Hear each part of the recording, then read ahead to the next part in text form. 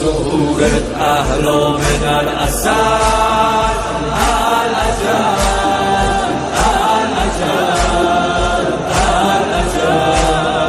پای تو مردن یعنی خیر العمل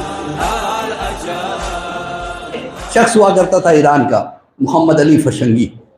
محمد علی فشنگی اٹھتے بیٹھتے مولا آ جائیے مولا آ جائیے، اور روتا ہر نماز میں رو کے کہتا پروردگار میں کتنا بد نصیب ہوں کہ وقت کا امام موجود ہے لیکن میں اسے مل نہیں سکتا، میں اس کو دیکھ نہیں سکتا. رو رو کے اب لوگ اس کی مذاق اڑانے لگے، جاؤ تمہیں فلاں جگہ سے مولا نے بلایا ہے، امام آئے ہیں، کہ محمد علی فشنگی کو بھیجو. یہ دوڑتا ہوا وہاں چلا جاتا.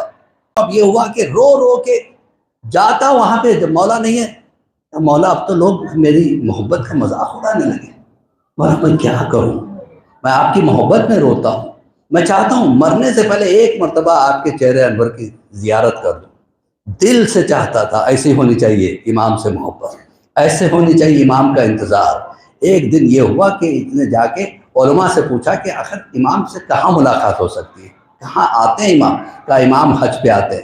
حج پہ حج کرنے لگا، حج پہ حج. پھر خانہ کعبہ کی چادر کو پکڑ کے رو کے کہتا ہے مولا آپ کتنے مظلوم ہیں، آپ آتے ہیں لیکن ہم پہچان نہیں پاتے، اتنے مجمع میں آپ کو کیسے پہچانے؟ کسی اس وقت ایک جوان نے آ کے کہا کیا ہو رہا ہے، کیا بات کر رہے ہیں؟ کہا کہ میں اللہ سے کہہ رہا ہوں کہ امام حج پہ آتے ہیں. کہاں آتے ہیں؟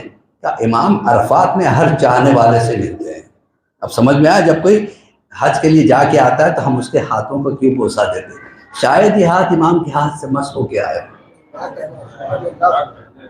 اب یہ عرفات میں ایک دن پہلے پہنچ گیا، حالانکہ ارکان حج کے خلاف ہے لیکن محبت ہے، پہنچ گیا. عرفات کا میدان وہ میدان ہے جو میدان حشر بن جائے گا، پورے سوال و جواب اسی میں ہوں گے. لہٰذا اتنی ہیبت ہوتی ہے اس میدان میں کہ وہاں پہ عام دنوں میں اگر کوئی جائے تو عجب نہیں کہ ہارٹ اٹیک سے مر جائے. اتنی ہیبت ہوتی ہے عرفات میں، تنہا کوئی نہیں جا سکتا. آج بھی حالانکہ اتنے ٹینٹس لگ گئے ہیں، بہت سفسٹیکیٹڈ بنا دیا گیا ہے، بہترین انفراسٹرکچر بنا دیا گیا ہے، لیکن کوئی عرفات عام دنوں میں جاتا ہی نہیں. گیا تو بھی شام سے پہلے واپس ہو جاتا ہے، رات کو رکنا وہاں بہت مشکل کام ہے. اب یہ محمد علی فشنگی امام کی محبت میں عرفات میں آ گئے. اب سوچا کیوں میرا دل دھڑک رہا ہے، کیوں میرے ہاتھ پیر کانپ رہے ہیں. سوچا کہ مجھے ڈر لگ رہا ہے، بہتر ہے میں خیمہ لگا لوں. خیمے کے اندر بیٹھے، کیونکہ کمپیکٹ پلس میں ڈر کم لگتا ہے. اب یہ کہتے کہ میں بیٹھا ہی تھا کہ باہر کسی کے قدموں کی آہٹ سنائی دی. میں نے سوچا میں یہاں پہ اور کون آیا ہوگا. آہٹ قریب ہوتی گئی. خیمے کے پردے کے پاس کوئی کھڑا ہو کے باہر سے کہتا ہے محمد علی فشنگی تم پہ میرا سلام. حیران ہو گیا، کون ہے آنے والا جو مجھے نام سے جانتا ہے؟ شاید کوئی ایران سے آیا ہو. اب جو پلٹا کے میں نے جیسے آگے بڑھ کے پردہ ہٹایا، میں دیکھتا کا دیکھتا رہ گیا. اتنا حسین چہرہ لگتا تھا کہ چاند زمین پہ اتر آیا ہے. محمد علی فشنگی کہتے ہیں کہ میں دیکھتا کا دیکھتا رہ گیا. اتنے میں مسکرا کے کہا آنے والے نے کہ اندر نہیں بلاؤ گے، یہی دیکھتے رہو گے. میں شرمندہ ہو کے پیچھے ہٹا. آئیے اندر آئیے. اب کہتے ہیں کہ وہ جوان اندر آئے. اب میں جو سوال کرتا قرآن سے جواب یا حدیث سے جواب. تو میں نے سوچا یہ کوئی عالم دورہ تو نہیں ہے، کوئی مرز وقت تو نہیں ہے، کہیں میرا امام تو نہیں ہے. اب سوچا غیر امام کو اگر میں امام کہہ دوں تو میرے امام کی توہین ہوگی. چلو کسی طریقے سے سوال کرتا ہوں. ابھی اتنا سوچا ہی تھا، سامنے سے آنے والے جوان نے کہا دیکھو یہ وقت نماز شب کا بہترین وقت ہے، اجازت ہے تو نماز شب ادا کر لی جائے. کہ بسم اللہ میں بھی آپ کے ساتھ پڑھتا ہوں. کتنا خوش قسمت تھے وہ محمد علی فشنگی. وہ کہتے ہیں کہ ایسی نماز میری زندگی میں نے کبھی نہیں پڑھی. وہ ادائیگی، وہ آواز، وہ رک رک کے ایک ایک لفظ آنسوؤں کے ساتھ. پھر اس کے بعد نماز شب کے بعد ہاتھوں کو اٹھا کے وہ دعا کرتے ہیں کہ پروردگار فلاں جگہ فلاں میرا چاہنے والا ہے، وہ یہ گناہ کرتا ہے، اسے معاف کر دے. فلاں جگہ فلاں چاہنے والا ہے، وہ پریشانی ہے، اس کی پریشانی دور کر دے. محمد علی فشنگی کہتے ہیں مجھے دعا اتنی اچھی لگی کہ میں نے اس کو حفظ کرنے کی کوشش کی. کہ پلٹ کے کہا دیکھو محمد علی فشنگی یہ دعا خاص ہے، عام نہیں ہے.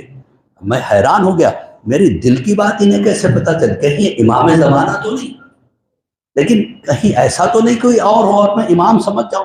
لہذا سوال کرتا ہوں کہ یہ بتائیے سرکار، میں نے سنا ہے کہ عرفات کے میدان میں امام آتے ہیں، کبھی شک آتے ہیں. جیسا سوال ویسا جواب.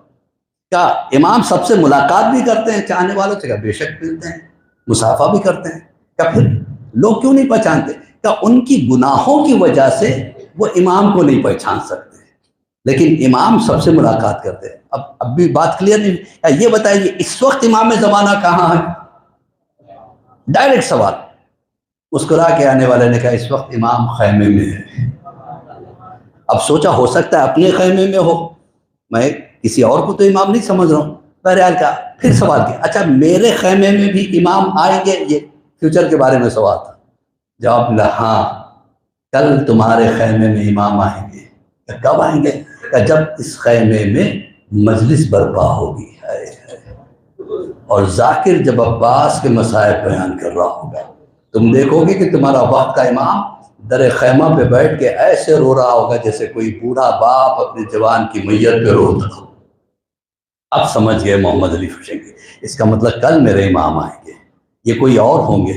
اب انہوں نے کہا اچھا مجھے اجازت دو، بھی بہت سوں سے ملاقات کرنی ہے۔ تو میں دروازے تک گیا، رک کے ایک جملہ کہا۔